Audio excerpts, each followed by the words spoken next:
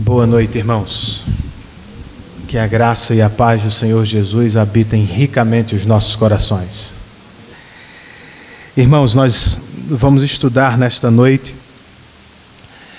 sobre o fruto do Espírito, fechando a parte da teologia que trata do Espírito Santo.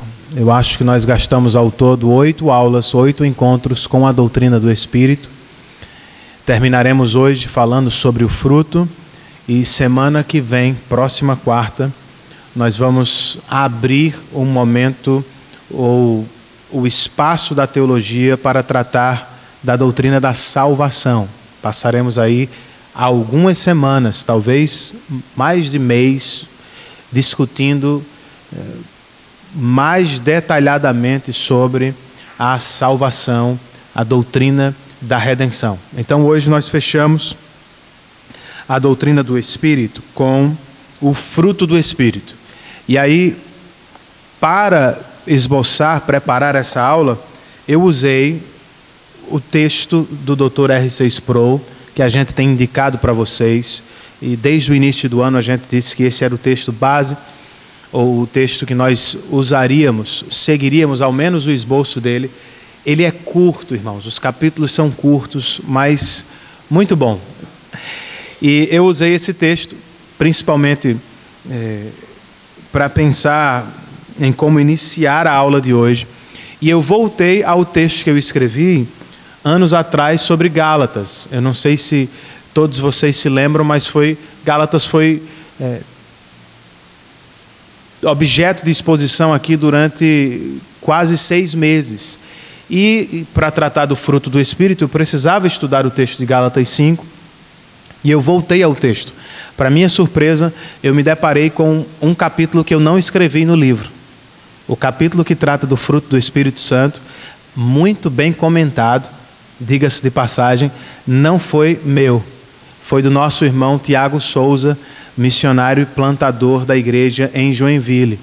E aí eu usei o texto bastante, eu revisei o que a gente tinha organizado para aquele dia, ou para a publicação, e eu quero repartir com vocês então sobre o fruto do Espírito. E para isso eu queria convidá-los então ao texto de Gálatas. Gálatas capítulo de número 5. E eu queria, irmãos, começar falando de nossa preocupação, acho eu, demasiada com os dons do Espírito e com a nossa pouca preocupação, e aqui eu acho que essa pouca preocupação é equivocada, danosa até, com o fruto do Espírito. Naturalmente nos ocupamos mais com os dons, como o extraordinário dos dons, nem com todos os dons, com aqueles que são extraordinários. Mas pouquíssima atenção nós damos ao fruto do Espírito. E não deveria ser assim, irmãos. Porque a vida cristã não é avaliada por dons. Ela precisa ser avaliada pelo fruto. Eu e vocês estamos cansados de ver e conhecer pessoas que são dotadas de habilidades, talentos, capacidades de fazer coisas maravilhosas. Mas nem sempre estas mesmas pessoas conseguem viver regular e duradouramente no poder do Evangelho. Alguém faz algo muito bem, chama a sua atenção, mas a mesma pessoa não vive no poder deste Evangelho. E isso é estranho, irmãos. Mas eu digo para vocês que a nossa avaliação deve ser muito mais essa, regular e continuamente, de fruto do Espírito, do que meramente de dons, habilidades, capacidades para fazer algo. Ao final da vida cristã, a pergunta não será: você sabe ou não fazer isto ou aquilo? A pergunta será: terá você revelado o fruto do Espírito? É por isso que Paulo abre e fecha esse parágrafo, chamando a nossa atenção, mandamento apostólico para a vida cristã. Vejam comigo, verso 16 do capítulo 5. Por isso digo, vivam pelo Espírito. Ao final do parágrafo, verso de número 25,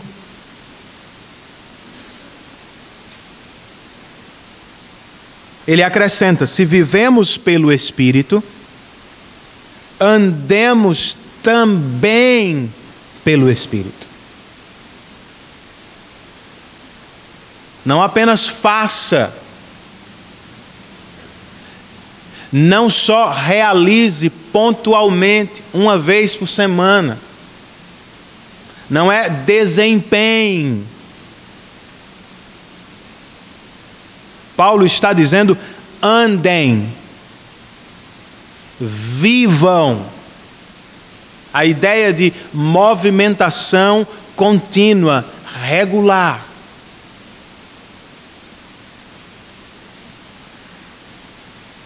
Esta segunda sessão de Gálatas é a sessão ética, durante a qual Paulo responde à pergunta: como o cristão vive agora? Ele foi alcançado pelo Evangelho? Ótimo. Ele ainda não está na glória? Sim. Como é que ele vive agora, esse espaço de tempo? Como é que ele vive sob o poder do Evangelho? O Evangelho não é apenas, irmãos, algo relacionado ao nosso passado, ou distante, ou mais próximo. Tampouco é algo apenas que aponta para o futuro. O Evangelho é poder de Deus no presente também. E esta sessão ética se ocupa com isso. Viver no poder do Evangelho agora. Vivam pelo Espírito.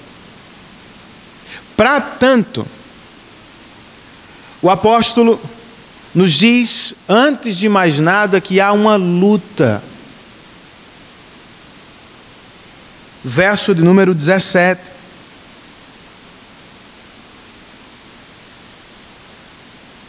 Vamos ler outra vez o 16 e a gente retoma o 17. Por isso digo, vivam pelo Espírito, e de modo nenhum satisfarão os desejos da carne. Pois, é um fato isso aqui, irmãos. A carne deseja o que é contrário ao Espírito, e o Espírito o que é contrário à carne. Eles estão em conflito um com o outro, de modo que vocês não fazem o que desejam. Eis a dureza da vida cristã, irmãos. Nós somos salvos da condenação eterna do pecado. Estamos livres do poder eterno do pecado, mas não estamos totalmente livres da habitação do pecado em nossos corações. Há uma luta com a qual você terá de conviver, goste você ou não, até o último respirar. É um fato. A vida cristã é uma batalha. Teremos de lutar contra a carne até o último dia, irmãos. Viver pelo Espírito é viver em guerra.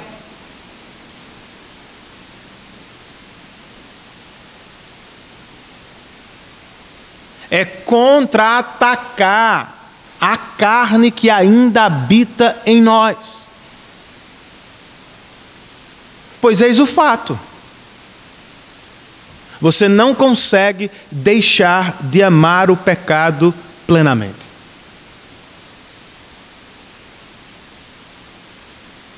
Ou você se entrega ou você luta. Como fazemos isso? Parece-me que o apóstolo nos dá uma dica no verso de número 18, quando ele diz: mas, sim, há um conflito. O conflito é tão terrível que muitas vezes vocês não fazem o que desejam, todos vocês. Mas, se vocês são guiados pelo Espírito, não estão debaixo da lei.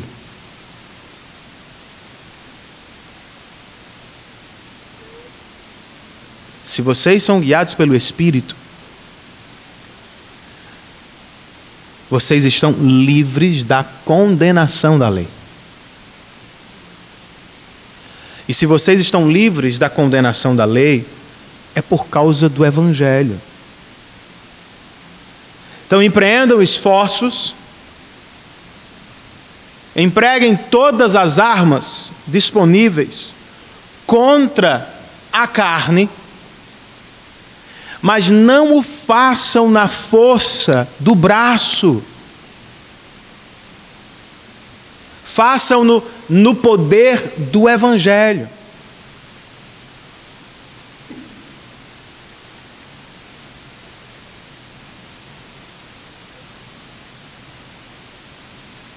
Entristeçam-se com o pecado, mas não demasiadamente. Que a tristeza nesta luta produz a alegria de nos levar continuamente, irmãos, aos pés de Cristo na cruz do Calvário. Por um lado, atire na carne, mutile a carne, disse Jesus no Sermão da Montanha. Se o teu olho direito te faz pecar, meu irmão, faça alguma coisa, corte-o. Se é a mão direita, corte e lance-a fora. Se é o pé direito, corte e jogue-o fora. Empreenda esforços para arrancar a possibilidade de pecar, porque você quer pecar. Essa luta está aí. Então, de um lado, faça isso. Do outro, faça mais. Lembre-se que você não está mais debaixo da lei ou da condenação dela. Você pode viver pelo Espírito hoje, no poder do Espírito, por causa do Evangelho de Jesus Cristo. Então há uma luta. Para aqueles que querem viver espiritualmente, ninguém se engane. Não temos um parque de diversões aberto. Não é aquele parque para caminhar tranquilamente. A vida cristã não é andar à beira-mar, irmãos. É guerra contra aquele pecador que parece estar amarrado, como diz Paulo em outro lugar. Então há uma luta. Para aqueles que querem viver no Espírito, nós precisamos saber o que não é o fruto do Espírito. E Paulo nos diz isso. Antes de nos dizer o que é fruto do Espírito, ele nos diz o que não é. Verso 19. Ora, as obras da carne são manifestas, explícitas. Quais são elas? Imoralidade sexual, impureza, libertinagem, idolatria, feitiçaria, ódio, discórdia, ciúme, ira, egoísmo, dissensões, facções, inveja, embriaguez, orgias e coisas semelhantes. Alguém já disse que esta é uma das listas mais sombrias da Bíblia. Ninguém aqui discorda. Eu acho que a proposição de Paulo, depois da lista, é mais sombria. Eis o que é obra da carne, verso 21. Parte B. Eu os advirto, como antes já os adverti. Aqueles que praticam essas coisas não herdarão o reino de Deus. Para mim isso é assustador.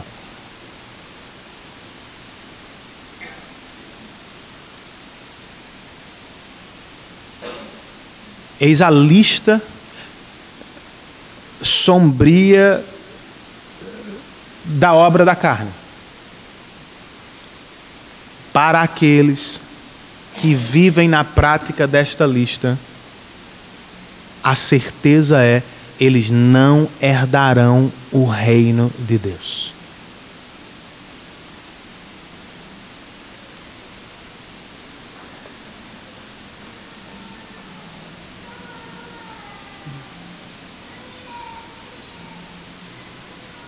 Só depois, irmãos, é que ele nos mostra o que é o fruto do Espírito.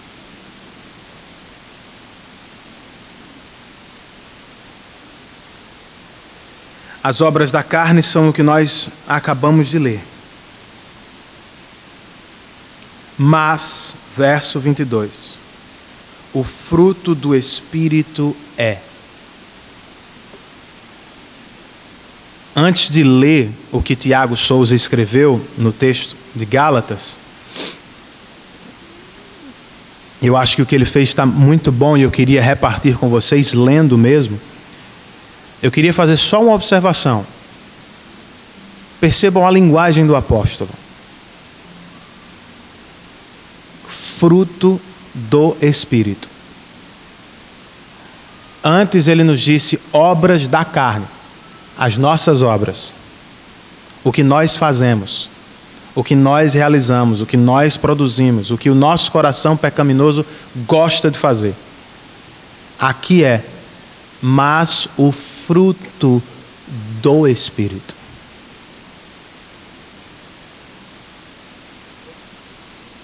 Fruto é do Espírito. É uma dádiva do Espírito.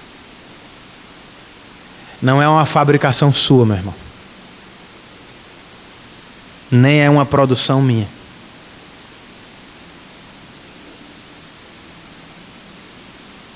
A gente assiste nascer,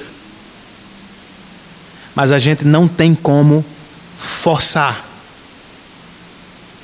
A gente toma conhecimento, não fabrica, porque é um fruto, e é um fruto do Espírito. É algo que Ele nos dá e que nós vemos. O que é o fruto do Espírito? Amor, alegria, paz, paciência, amabilidade, bondade, fidelidade, mansidão e domínio próprio. E aí eu queria ler o que Tiago escreveu sobre cada uma dessas características do fruto. Viver no Espírito produz essas características.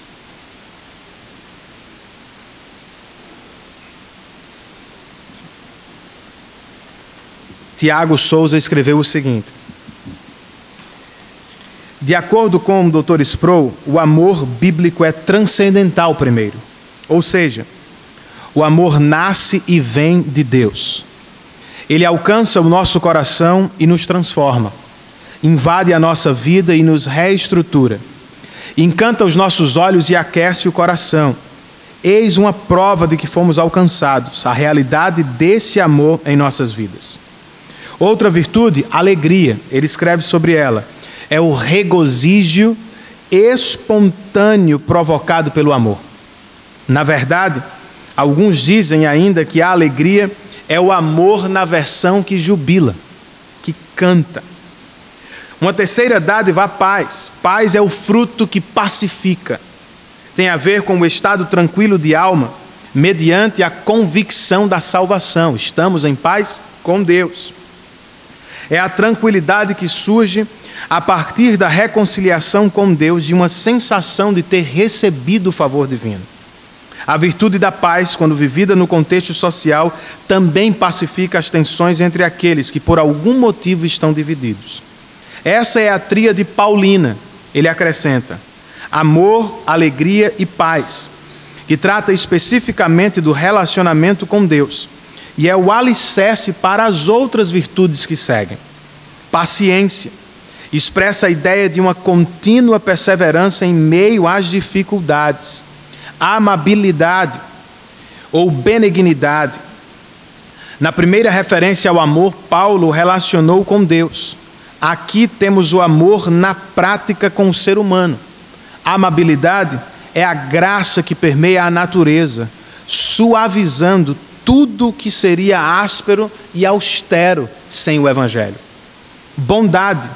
Bondade é uma virtude que envolve a disposição em manter o poder e a autoridade sob controle. É não abusar dos outros porque temos poder. Fidelidade. Ele explica que fidelidade tem tanto uma relação para com Deus, como também para com o próximo. E por fim, ele fala de mansidão. E ele diz que o substantivo grego era usado para lembrar como um cavalo selvagem era domado pelo dono. Mansidão nada tem a ver com fraqueza. Ao contrário, implica força domada pelo Senhor. Jesus nos diz no Sermão da Montanha, por exemplo, que somente os mansos, aqueles que foram domesticados por Deus, herdarão a terra. E então ele termina com domínio próprio, explicando que o domínio próprio está ligado ao controle emocional ou interior do ser humano. De uma forma ou de outra, irmãos, o que me chamou a atenção enquanto eu estudava nessa manhã sobre o fruto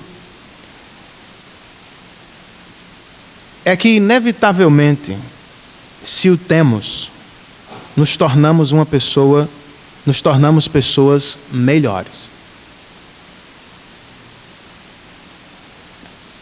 Deixamos de produzir as obras da carne e passamos a ver o fruto do Espírito.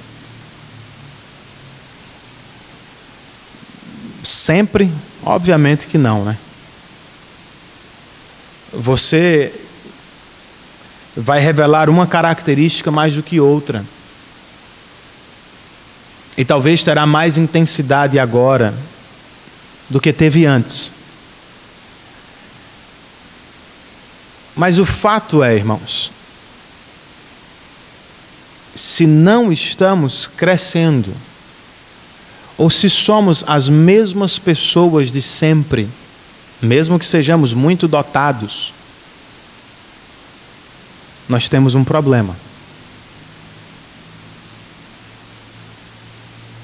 Ou jamais vivemos o que a Bíblia chama de conversão, ou novo nascimento. Ou então estamos estagnados, distantes do Evangelho de tal forma que estamos insensíveis ao poder dele. Pois a vontade de Deus, diz Paulo em Tessalonicenses, é que nós sejamos santos como ele é. A ideia é que durante toda a vida cristã, irmãos, nós vejamos cada vez mais o poder do Evangelho em nos dar essas características. É um milagre, por isso que é fruto do Espírito. Mas nós precisamos vê-lo. Mais do que dons. Nós precisamos ver mudança de vida mesmo.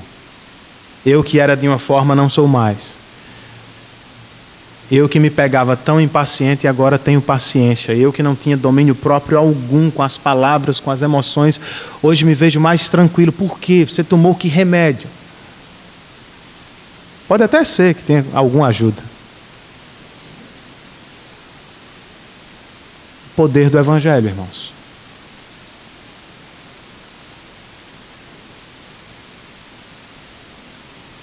E eu acho que é com isso que nós deveríamos nos preocupar. Em observar fruto do Espírito. Olhando para você,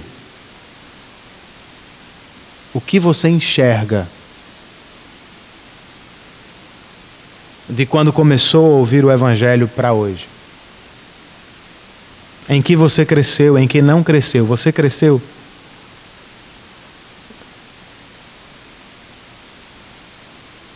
E quais destas características você precisa mais? Porque é outro detalhe também, é fruto do Espírito. Não é produto do nosso esforço. Então não adianta só ser o que você não consegue. Para evidenciar essas características, você precisa orar e depender da ação do Espírito. Do lado de cá, o que podemos fazer é constantemente olhar para o Evangelho. A propósito, eu acho que é assim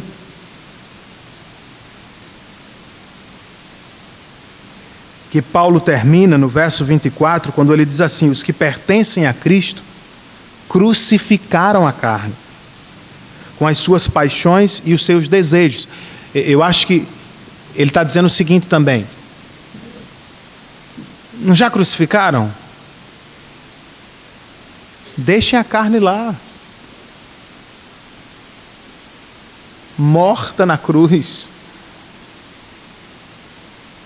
Não fique tentando tirá-la, tentando ser ou fazer sozinho. Deixa ela lá. Ao mesmo tempo, não saia você da cruz. Lembre-se do poder do Evangelho, do que ele fez, do que ele conquistou.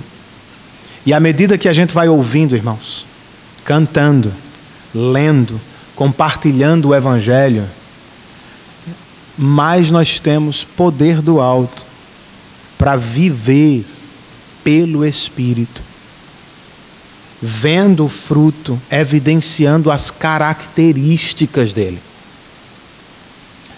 E por assim dizer, antecipando o céu. Você sabe o que é isso, meu irmão? Evidenciar isso aqui é antecipar o que nós vamos viver em plenitude na glória. E aí de novo, é milagre, é obra do Espírito, independentemente das circunstâncias. E eis um detalhe interessante, irmãos: as circunstâncias, elas não provocam, elas não ditam quem somos, elas revelam quem somos. Por vezes essa semana eu me peguei impaciente com coisas tolas. E aí o meu coração pecaminoso me dizia: não, é porque você está vivendo essa situação, aquela situação, aquela... Eu disse, não, é porque eu sou pecador. Essas situações em nada podem mudar o que Deus fez por mim em Cristo. Se eu estou em paz com Deus, por que eu não poderia estar em paz diante dessas situações? Então, ataquemos o coração, irmãos, com o Evangelho, a fim de que nós vivamos, não apenas falemos do Evangelho, vivamos no poder do Evangelho. Não apenas citemos o Espírito, mas vivamos pelo Espírito. Porque, de novo eu digo, irmãos,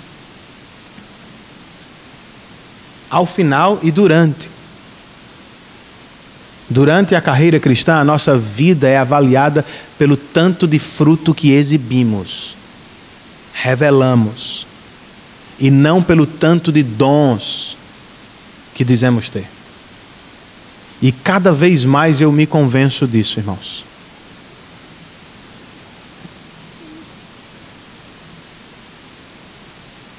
A vida cristã é muito mais uma jornada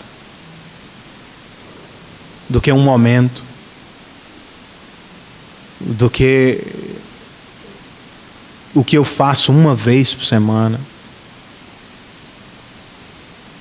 Então peçamos ao Senhor nesta noite pelo fruto do Espírito. E por estas características que poderiam transformar sua casa em um antegozo do céu. Imagina se você tem domínio próprio toda vez, Natan. E se seu Damião consegue ter paz, apesar das circunstâncias. E se eu consigo ser paciente, sempre que desafiado a não ser.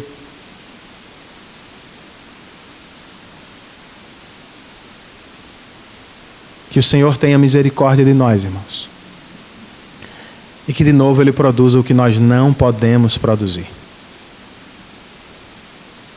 Amém?